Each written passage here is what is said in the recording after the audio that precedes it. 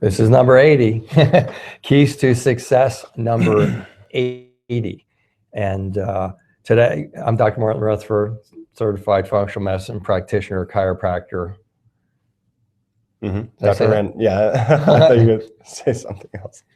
Dr. Randall Gates, board certified chiropractic neurologist, also a chiropractor. I could say that our chiropractic board makes us say that.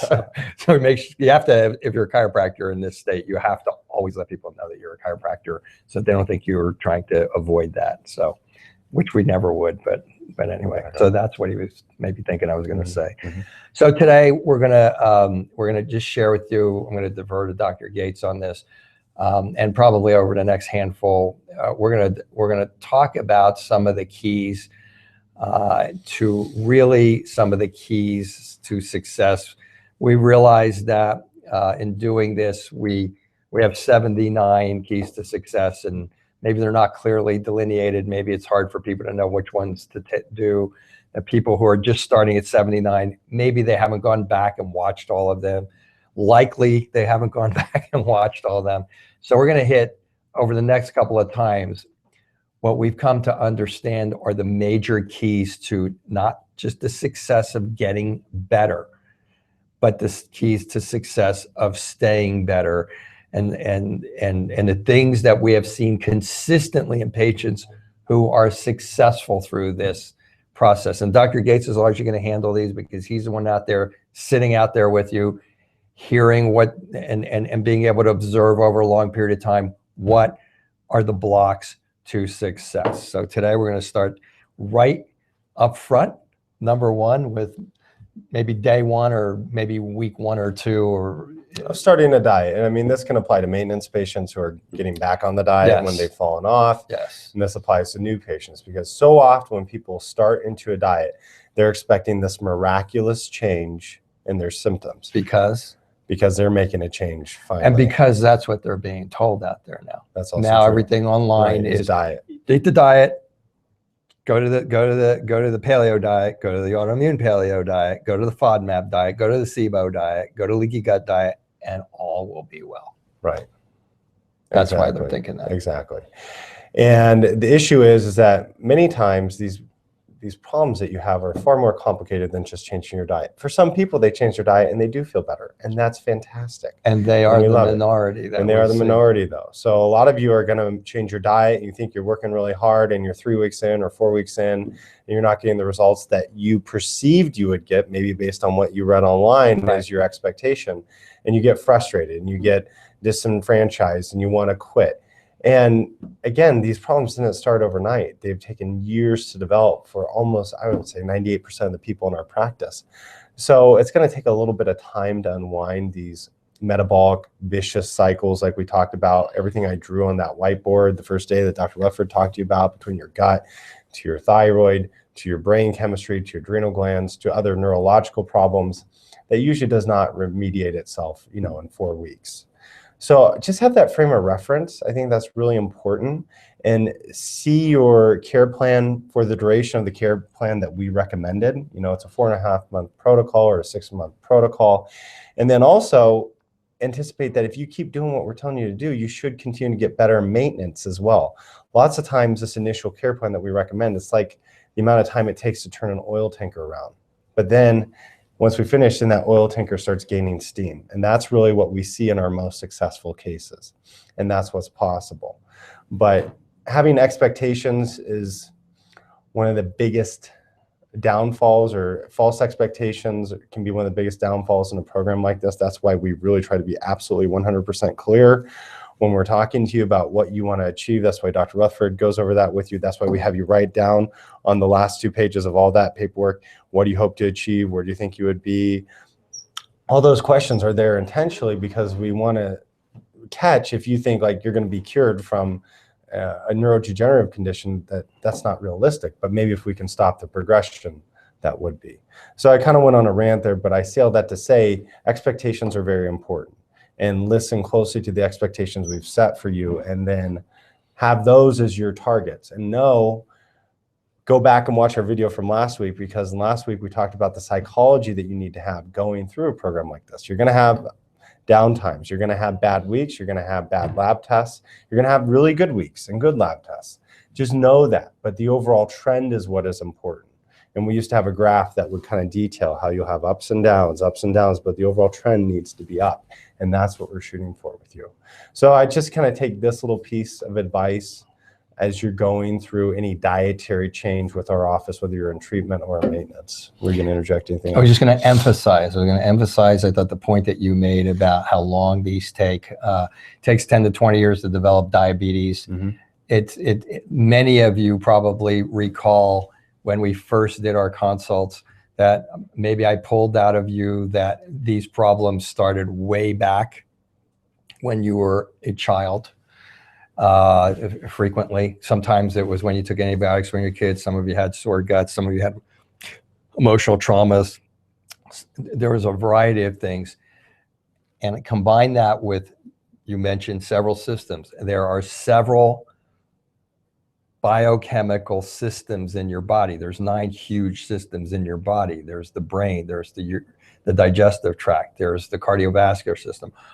When you do one thing, you affect them all. So when you have the brain that's overfiring and you have a gut that's bad and you have an immune system that's there, you do this and literally hundreds of things change. You do the next one, literally hundreds of things change. And your body gets better like this. Everything's continually trying to resync.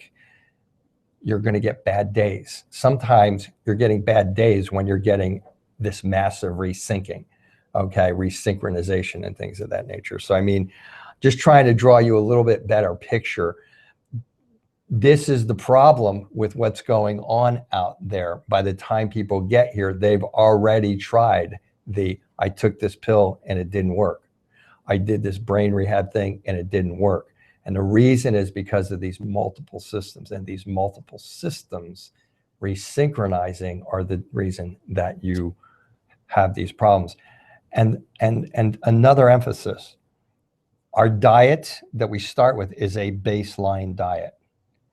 In other words, it's an allergy elimination diet. Right. It's just an allergy elimination diet that we use because all allergy testing out there is unreliable.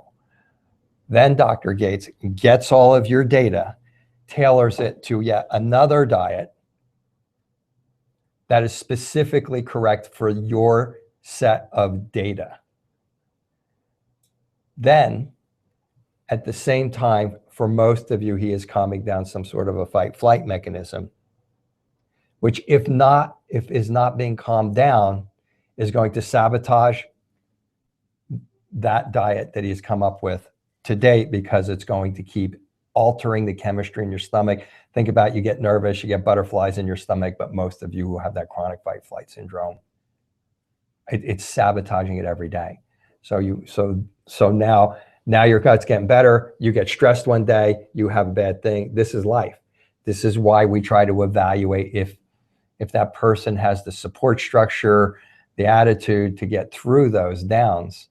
And the last thing that happens is once your brain has calmed down and once Dr. Gay has figured out your diet and once your gut is better, now you can reintroduce foods and get a reaction, which can further kind of desync the system. Right, exactly. Not as much as if he tried to do it in the beginning when everything else was already messed up. And this is a big reason why food allergy testing is not accurate. And now he has figured out your diet. It's complex, but I go back to most people today, by the time we come in here, oh yeah, I tried the paleo diet. I'm eating better than you're going to tell me to eat, and all those types of things. So this is why Dr. Gates has chosen this topic this morning to put the diet in perspective. And I don't know if I want to say de-emphasize it, because it is ultimately a huge factor, but it takes a couple of months at least, least, to specifically figure out your diet. And in those couple of months, there's going to be ups and downs. And I'm going to tell you, we get the most information out of the downs. For all of you who came in here and said, all my blood tests were normal, it's because they haven't developed a lot of testing for the types of things that we're treating. So your reactions to treatment give us massive amounts of data, not only as to where to go to get you to the next stage, but as Dr. Gates said, how to create an efficient, effective, cost-effective, doable maintenance program so that you can either continue to get better after you get out of here, or at the very least stay better and manage the ups and downs that are going to come with life. Perfect. That's kind of that's kind of and these are to our private patients. Okay, so let me just say, I'm a patient. I'm continually a patient. I've been in this for years, and I'm continually fine-tuning things. I have a lot of autoimmune positives and a lot of other things going on. And so I'm continually privileged to be able to be in this environment and keep tweaking and tweaking and tweaking. And I can tell you, I mean, I get the ups and downs, okay? You just have to get that that's a part of what this is. And that I have gotten from where I was to where I am right now, which is like pretty darn good for my age, even if I didn't have autoimmune problems. And it's been the downs that have allowed me to figure that out.